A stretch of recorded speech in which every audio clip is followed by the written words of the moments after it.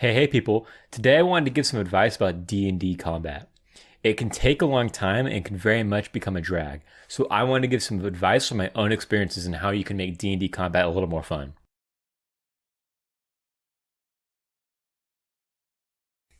Organization is very important when it comes to doing D&D, not only combat, but for everything. So I have some organizational changes I would recommend. The first thing I change is how you handle turns. Players should know what they want to do before it's their turn. If you go to the wizard's turn and they can't decide which spell they want to cast, move on to the barbarian. And then after the barbarian's turn, if the wizard's like, oh, I know what to do, then you go back to them. That way you're not sitting there while he's looking through his entire spell list without any clue what he wants to cast, wasting everyone's time. I know this sounds silly, but the next thing I'd have you do is when your players are attacking, have them roll their d20, their damage dice at the same time.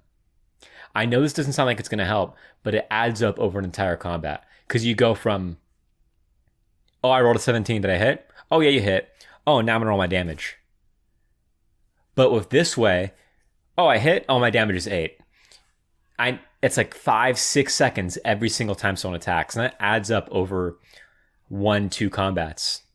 The next thing I'd recommend is ditching the standard DM screen. It's not very good.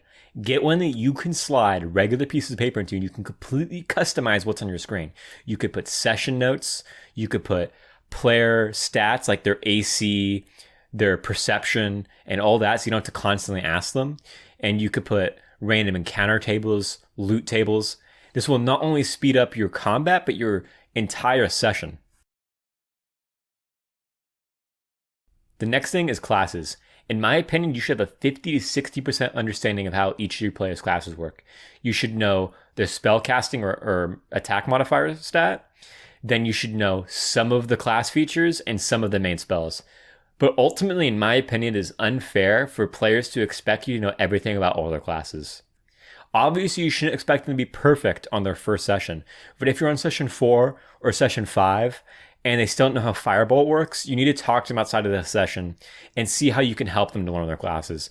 Because someone not knowing how their class works, constantly checking the book, constantly delaying their turn to figure out something about their class is going to really slow down combat. If someone is constantly having trouble with understanding how certain abilities work, what I would recommend doing is taking a regular flashcard, on one side putting the ability name, on the other side putting a paraphrase description of how it works. This would be much easier to find than looking in the book for the ability of the class feature, and much easier to understand because you're not looking at the full description, which can be kind of wordy and funky. If you have a player write it in their own words in a way that they can understand, they can whip it out. Okay, Firebolt, 1d10, 120 range. Cool, I'm good. Super easy. The biggest piece of advice that I have for making your combat feel much better is action-oriented monsters. Action-oriented monsters is a design philosophy made by Matthew Colville. It's around making monsters do very interesting and unique things. It's to turn a monster from just something that moves and attacks to something that can truly challenge the player on its own. I'm not going to rehash this whole idea here, but doing this can completely change combat. It will surprise your players and make monsters more interesting to run. There's a link in the description below with the video. Lean into the fantasy of the monster. Take the monster or enemy and boil it down to its key traits. If it's a bear, ferocious, tough. If it's a tiger, cunning, quick. And make unique abilities that lean into that. But be careful when you fuck with the action economy. Damage scales heavily when you add 2, 3, 4 attacks. If something does 1d6 damage, it does an average of 3.5 damage a turn.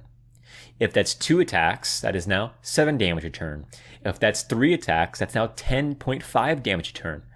And if you're going against a low-level party, which often has low HP, you can very easily wipe the floor with your players in a very unsatisfying way.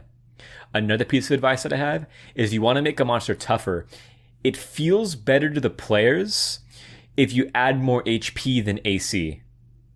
You generally want to have the players hit more often than not. Even if the math adds up to the same survivability, the players probably won't even notice that it has a ton of HP as long as they're hitting a bunch. Here's my example of an action-oriented monster. I made a goblin. It has 11 AC. It is about a 50% chance of hitting it because if you roll an 11, you still beat it. Remember, if you meet it, you beat it.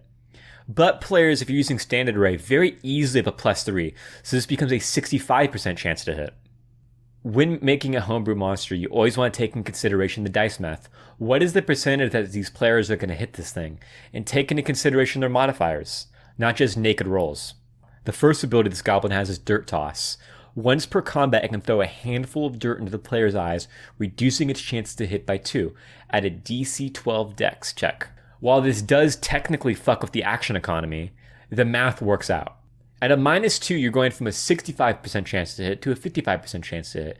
The player is still more likely to hit than not. And all this ends up doing in reality is making the monster feel like a goblin. It feels cunning and cheap, like it cheats in a fight. The next ability is Nimble, which I'm pretty sure I stole from 4th edition. If somebody misses an attack on the goblin, as a reaction, the goblin can move 5 feet, ignoring attacks of opportunity. This will allow the goblins to feel slippery, but it's ultimately not super impactful. Yes, they can avoid attacks of opportunity, but they're still probably going to get picked off at range. And yes, this could probably let them slip past the front line in like a super hypothetical situation where the players are missing a ton. But at a 65% chance to hit, they're probably not going to make it too far. Always take into consideration the math when you're making an ability. If you make your own monsters like this, it'll be more fun to run, the monsters will be more convincing to your players, and it will allow a single monster to be challenging to your players if you stack it with abilities that are like this. Thanks for watching, guys. Like I said last time, there's a D&D tips playlist made by other YouTubers below, and I'll see you next time.